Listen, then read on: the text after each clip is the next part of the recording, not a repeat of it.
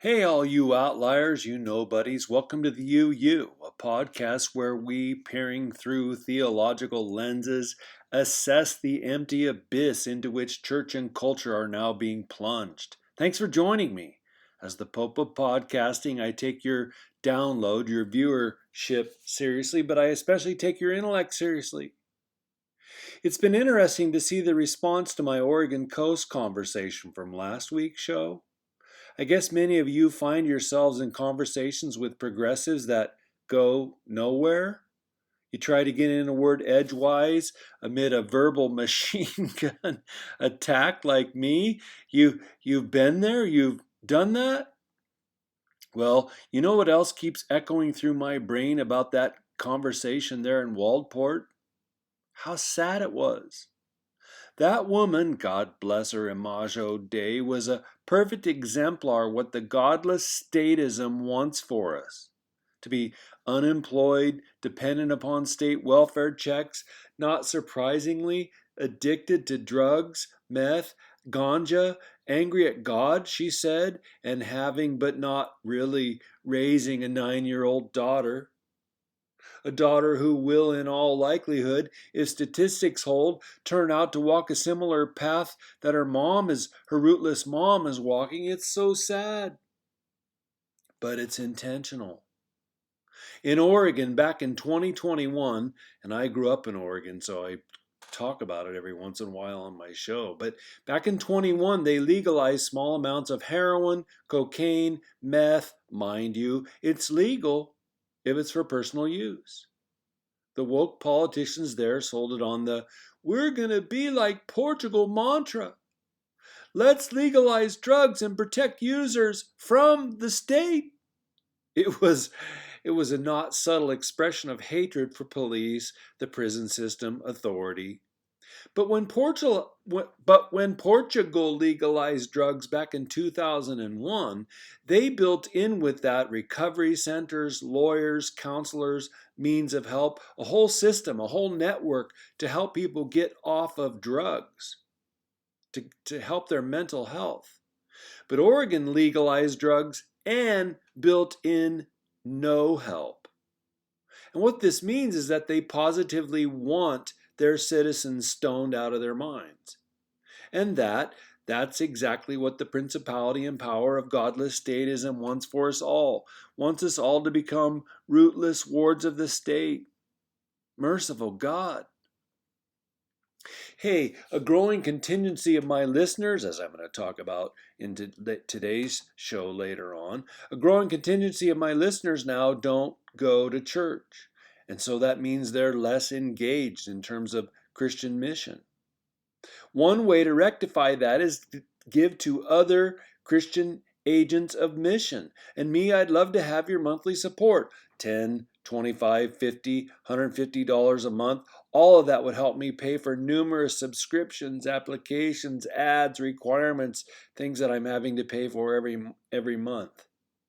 In short, your gifts would help enable the mission that I carry out here. So please go to Patreon, Patreon, find the and sign up for a monthly pledge. And then honestly, the doing of that, when I see those come through, they encourage the heck out of me. But let me go back to the state of Oregon, which means to a seedbed of progressive culture. Just why do I yak about culture? And to answer that, may I suggest an analogy? If folks in your church, one by one at first, but then by entire families, if they began to only sporadically attend and then eventually stop showing up at church, we'd wonder what's going on. Was something offensive happening at church? Did they all at the same time get sick? Did they move away? What was the cause of their departing church? Why'd they check out? In short, my point is we'd want to understand the root dynamic. We wouldn't be silly and pretend that if we just ignored the pattern, it would go away. We'd study, prepare, and take proactive measures. Well, get this. Writing for The Atlantic, Jake Meador reports that, quote, 40 million Americans have stopped attending church in the last 25 years. That's something like 12% of the population, he writes, and it represents the largest concentration change in church attendance in all of American history. Close quote. 40 million. Now, to me, this is like the pastor standing up on Sunday morning and saying, "Folks, please uncase your fiddles, This morning we're going to focus on Christianese. Let's fiddle together, be religious. And after the service, we're going to put nice Jesus bumper stickers on our cars. Because this cultural acid rain is going to pass over on its own. And I know your kids are turning away from the faith that you expressly handed to them. I know they're doing that by the droves. But we mustn't pay attention to those who fall away. Besides, we can't lose our inner peace, so pull out your fiddles. Everybody, fiddles ready, please." Ugh. Most pastors and church leaders are mute about how our POMO culture is deconstructing not only individuals' faith, but the Christian faith itself. Rome is burning, and the church is playing the fiddle. Aw, shucks, Ed. Aren't you overreacting? People leave the faith all the time. Well, that's true, Goofy. But they're leaving today because the culture is, in an all-out assault, deconstructing the Christian faith. It's no longer just a tacit, doubt-filled undercurrent of air that's at work everywhere. It's an openly demonic rage. People are celebrating their deconversions. And when they do that, they become different people. They aren't the same for leaving Christ behind, right? You, my listener, you can probably think of friends that you love and know who have abandoned the faith. And when they do that, you've watched them. They're not even the same person. I get a daily e-journal feed, and I'm not going to give you its name because I don't want you to check it out, but they have 5 to 7 articles per day by angry, self-loathing former Christians, and 90% of their articles are open assaults on Christian faith. This has no precedent. And me watching the church play the fiddle while Rome burns down is not a good missional response. We need to understand the nature of the attack. We need to dig in deeper than ever, both into our faith and into the nature of the battle. And we need to be disciplined enough to remain true, regardless. In Revelation 3, verses 2 through 3, Jesus, speaking to the church at Sardis, said, "Wake up! Strengthen what remains and is about to die, for I have found your deeds unfinished in the sight of my God. Remember, therefore, what you have received and heard, hold it fast and repent. But if you do not wake up, I will come like a thief, and you will not know at what time I will come to you." With that in mind, will you pray with me, my viewer? Holy Spirit, you active person of God, you who blow dead men's bones back to life, wake and shake and sift the church. Help your faithful remnant to strengthen the core foundations of her identity in you. So many, Abba, are not holding fast to your words. So many, King Jesus, don't care that you may be coming like a thief to steal away the little which they are now holding. They don't love their lives in you on the one hand, and they don't care that they're ushering divine judgment upon themselves on the other hand. So today, Lord, I pray for every pastor, deacon, Sunday school teacher, youth pastor, prayer warrior, parent. Blow your power into them. Blow your boldness. Blow hunger, a hunger to dig deeper than ever, a compassion, Lord, for those who are having their faith torn from their hearts. High school and college students, free riders, the indifferent, the passive, the brainwashed. Put compassion in our hearts for them, Lord. Come quickly, Lord Jesus, Maranatha. The Spirit and the bride say, "Come."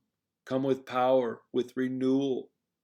Give your church the gift of godly leaders, and for our part, Abba, we will remain true. We will remain loyal even when we stumble. We are your children, and in our weakness, we invite you into our lives afresh and anew. Ganao, ganao, amen, amen. Did you ever have a job that you didn't like? Me too. A job where you felt like a cog in the machine, where you were just a number? Me too, in fact. I had several. And I'm going to say more about jobs later. But today I want to think with you about what did feminism get right? I've been in a couple-month-long series on the secular sacred split. And in the secular realm, feminism has had an enormous influence. America is secular to no small extent today because of feminist ideology. Feminism hasn't only permeated the workplace and the public square, it has made vast inroads into the church and the family structure. If, while there are feminists around us who argue women continue to get the shaft by men, the reality is that feminism has reaped a wild harvest. In fact, it's such an abundant harvest that it's too much now today, even for feminists themselves. So today I'm going to think at length with you about what feminism got right. I'm going to unpack that, but first I want to take a few minutes to think with you about what feminism got wrong. To everyone's surprise, I think, feminism has led to the transgender movement. And I don't think it meant to do that. Most feminists didn't mean to do that, but it has. Feminism, the logic of feminism, has led directly into the transgender movement. Right? Men can treat women like men and be rude to them and show no courtesy and ignore women in public spaces. Undoubtedly, feminism didn't mean to do that, but it did. Oh, thank you for that one, feminists.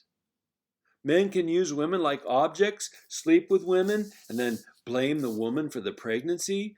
Undoubtedly, feminism didn't mean to do that, but now it has.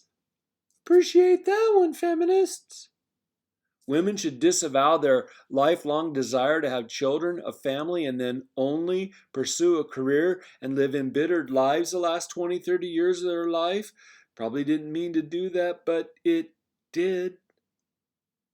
Men can compete now in women's sports if they men feel like they are for the moment a woman.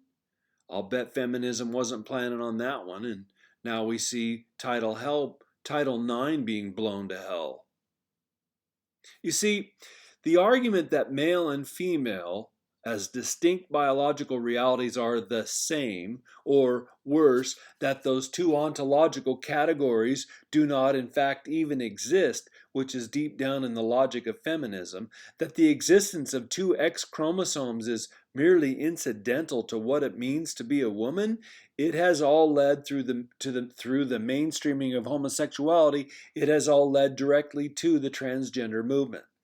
If you study the transgender movement, that's from whence the logic of it all came. And now, in the public square and on university campusi, in American courtrooms, feminists are doing open battle with the LGBTQXY++ movement for status on the social justice sliding scale. The LGBTQ+ movement, born of the logic of feminism, has now surpassed the feminist movement in terms of volume, gravity, influence, and prestige. This is so wild to watch. Even the Democratic Party has thrown all in with transgenders, not women. The Democratic Party is not interested in protecting women or women's sports now. Women no longer count, no longer matter in the Democratic Party. Is that even possible? How wild and unprecedented and unexpected is that? So today, top-tier feminists like Camille Paglia and Naomi Wolf are beside themselves. They look back and they go, wait, we worked that hard for 175 years and now we're being screwed by the LGBTQXYZ++ movement? Women are being told after all those decades of hard work that they don't matter.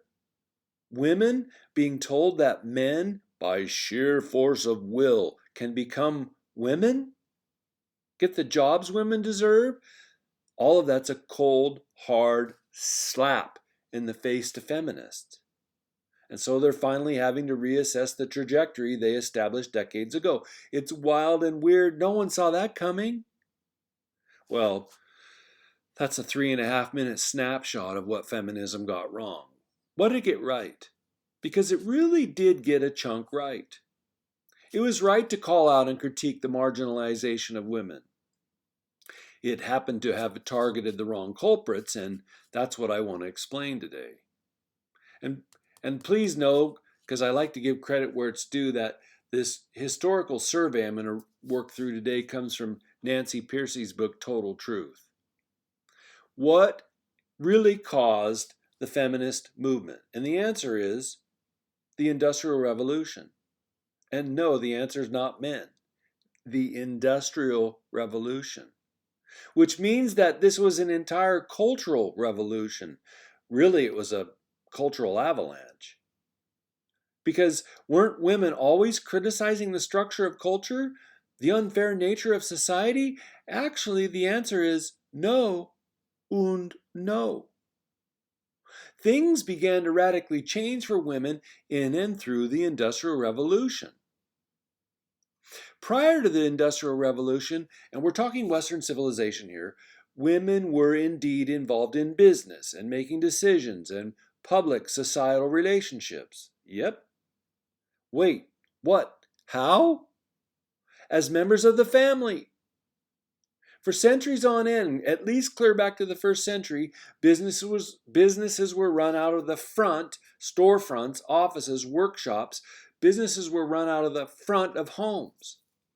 Daily family life, food production, animals, farm work, that was in the back of the dwelling. So customers would come to the front of the storefront, the dwelling of the home, to do business. And that meant both husbands and wives would meet with those customers. Wives and husbands, Dr. Pearcey informs us, quote, work together all day. And then school let out at noon all the way through high school, so the kids could come home and help out with the family business too, close quote. All of this means that women were interacting with and doing business with customers and business colleagues and training apprentices. People like hired hands and servants and other extended family members, they were training those apprentices. They were involved in all this. But there's even more. Women were, like men, involved in the production. Pearcey writes, quote, the boundary between home and world was highly permeable. If the family made wood stoves, the women were involved in the making, because the whole family was involved in the making. Children from really young ages were involved in the family industry. They'd learned how to make butter churns, candlesticks, bake muffins and pies, bread. It was all family industry. It wasn't just men who conducted family business. Women were there too. Wives, daughters, aunts, grandmas doing business, sharing, making decisions, sharing in the same economic enterprise, Nancy Pearcey writes. And so involved in all this agency were women that when upon their misfortune their husbands died, widows would go on to run the family business in the men's stead. So trained and skilled were the women that they would keep the industry and business going by themselves. And then what happened? Well, the Industrial Revolution rolled in and rather quickly ended all of that. Factories were built. Factories where men competed with one another for wages. Factories where goods were produced at a massive rate like never before in history, which has its upside for all of us, right? But they were factories where men were treated like numbers, treated like cogs in the machine. Factories where, as it turns out, people were depersonalized. Factories where the ingenuity of the person and the person's agency and the unique qualities of each person was all washed away for numbers, for the bottom line, for money. Capitalism, right? And for all of my disgust with Marxism and what it does to entire nations and how it eviscerates a culture from nobility and creativity and ingenuity and industry and goodness and the sacred, for all of that, Karl Marx was still right. Capitalism alienates the worker from the work. The Industrial Revolution was indeed a revolution. Normally, we think of that revolution along economic lines, but the truth is, it was a massive cultural revolution too, and it shredded families. It began to shred and alienate the church. It wrecked entire neighborhoods, villages, towns. It even reshaped the way we think about what it means to be a person. But let me go back to jobs. Across my life, I've had all manner of different jobs. Pretty much in order, I've had a couple paper routes when I was a young boy. I worked for 4 years at a gas station car wash all the way through high school. I worked tailing a rip saw for 1 summer at a family sawmill, lumber mill. Worked 1 year at Burger King. I worked 2 years at a Catholic elementary school doing janitor work and teaching PE to 4th, 5th, and 6th graders. Then 1 summer I did phone solicitation work. It was completely horrible for the way I'm wired. Another summer I cut trees and sold cords of wood with my brother. I worked on a college landscaping crew. When I graduated, I worked 3 years for a water, sewer, and pipe contractor, storm drain stuff. Then I worked 5 years for a flooring construction company. Then I ran my own bulk vending business for 19 years, selling gumballs and hot tamales and M&Ms all over Orange County in Southern California. And then, finally, I taught college for 25 years, 10 years as an adjunct, 15 years full time. That's lots of different jobs. Most of them alienated me from my work. I was just a cog in the machine. Now, the good thing is along the way I had 4 bosses who were good to work for. They treated us with dignity. They tried to build some sense of team. They cared for their employees. That's 4 out of my whole life. By the way, you guys, that sense of belonging, that sense of esprit de corps, that sense of relationship that companies and corporations try with the help of HR offices, when they do that, they're attempting to fill the void, to fill that alienation vacuum that typifies most jobs, because it's so easy just to be another production number, a NOZA production cog, to treat you like a number. And sadly, that stripping away of agency was significant to why I left my tenured professor slot. I just couldn't take it anymore. Anyway, back to the Industrial Revolution. Because what I describe for what I've experienced is what happened to millions and millions of people, families, husbands, wives. So what'd that revolution do? Well, it alienated. It alienated husbands from wives. It alienated husbands from families. Alienated husbands from the home-run cottage businesses. And then it alienated husbands from kids, and we're not surprised with all that it alienated women.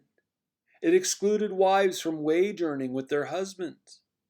It excluded women from the social interaction that the family had shared for generations on end. And the Industrial Revolution, through a chunk of today, right, has treated women as less than. It's kept them in their place. It's shadow banned them, now in even weird reverse kinds of ways. The Industrial Revolution, Nancy Pearcey writes, quote, reduced women at home from producers to consumers, close quote. Instead of sharing in the family industry, women's roles women's roles were narrowed to that of childcare and house chores, housekeeping. So instead of sharing that ancient sense of co-agency in running the household and the family business, women suddenly, in one generation or so, had to learn to live off their husbands' factory incomes. Men left the house to work. Women stayed at home with the kids and their chores. Again, it all worked a kind of separation and isolation and alienation. But it hadn't always been that way. And so what we experience today, my friend, what we are living today at the shared level of culture, it wasn't always like this. I think it's so hard to get our imaginations in another frame. It wasn't always like this. Men and women were not always pitted against one another. And the chief cause of all that was the realignment of roles and values stemming from the Industrial Revolution. And as it turns out, it was bad for men and women and for the church. And my point is the feminist critique is indeed warranted. They're right to see this kind of problem and call it out. But they're wrong to say that the problem is men. We know as Christ followers that God loves men and women, and pitting them in some kind of perpetual death spiral match is far from the heart of Christ. And the church too was caught up in all of this. The Industrial Revolution had pronounced effects upon the church because men, as they began to be alienated by their jobs, the collective character of men began to decline. Men were no longer expected to be virtuous. No, instead of going straight home from a long day's work, men would go to the tavern or find dance halls or find gambling halls. And that also further excluded them from time with their wives and families. And tired from a long week's work at the factory, especially before there were any laws about it, they also stopped attending church at the same rate. And so, naturally, the pastors, when they saw all this, experienced all this, they began to appeal to who was there, women, to enlist women in their ranks. So pastors began to shift their efforts to the conversion and recruitment of women. And so with that, we can study through sermons the effect that had on sermons and what pastors preached about. And it led to more emotional pleas. And as it turns out, it kind of led to the romantic music that most of us experience in low church worship services today. It became the travail du jour. And you might wonder with me, my listener, when did the emotionalism of church begin to be normal? Because it wasn't always like this. Do you ever wonder why evangelical and Pentecostal services are far more geared to emotions than they are to the intellect? Feelings instead of a cognitive presentation of the faith? I experienced some of that when I was in college as an undergrad. I couldn't have expressed it, but I was uncomfortable. And I got to where I would go to this rather intellectual Sunday school class. And then when Sunday school let out, I went back to my dorm room. I didn't stay for the church service. I didn't appreciate it anymore. It wasn't enough for me. I needed more than an emotional high at church. Well, the uptake in all of this is that more women attend church than men today.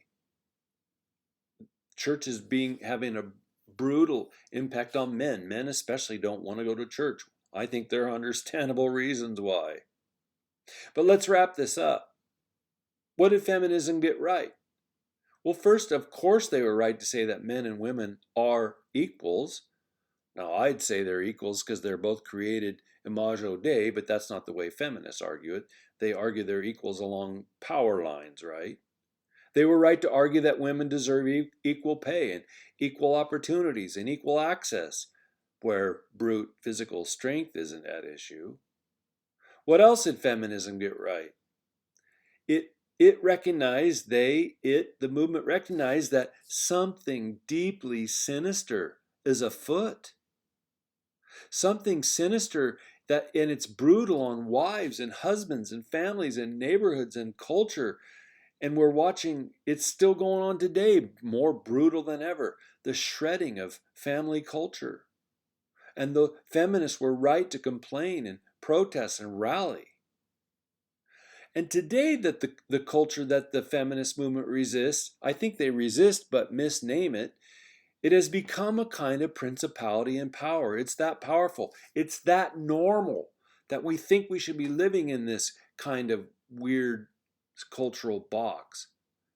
They're right to critique it because it shuts down agency and it cordons off relationship, and it's leading, we're watching at bullet speed, to the abolition of mankind. But here's the deal, you guys. Life consists of shades of gray. Christians are sinners too. They're being redeemed by the grace of Christ, but they're sinners too. Non-believers do good things, shades of gray. The feminist critique, a constituent element of today's secular worldview, got a big chunk of it right. And we all, the church included, have been warped and bent by the underbelly of a poison capitalist culture. There are shades of gray mixed in and through all of this. And I say, Lord have mercy, Christ have mercy. I want to thank you for joining me, for being willing to think about Christian faith and culture and how we got to where we are today, and being willing to join me. I appreciate that. Until next week, please everyone go and turn your beautiful God-given brains on.